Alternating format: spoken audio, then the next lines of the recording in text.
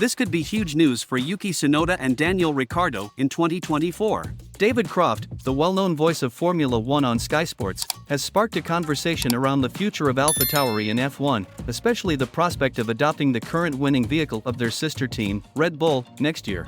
Red Bull's formidable RB19, successfully piloted by Max Verstappen and Sergio Perez, has left competitors in the dust in all of the season's 12 races to date. Its dominance is already etching itself into the annals of F1 history.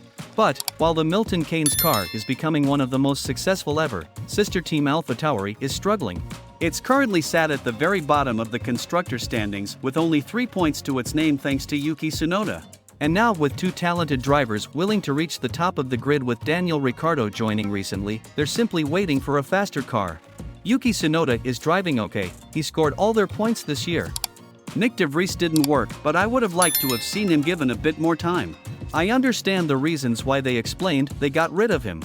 Daniel Ricciardo has come in as a motivation, not just for Yuki, but for Checo, Perez, as well. And that seems to have worked in the last couple of races too. But does Daniel Ricciardo want to be racing for AlphaTauri next year?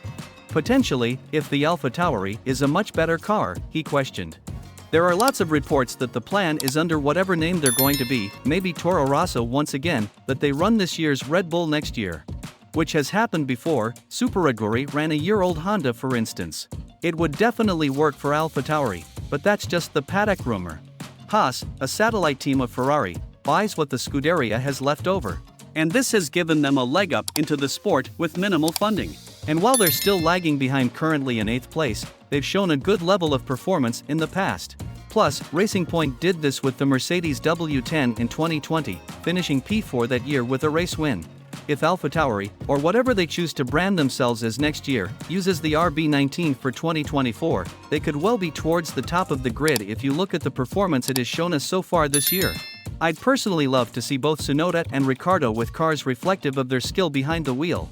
And with this allowing the team to focus their efforts on further development, it could bode well for the Faenza squad.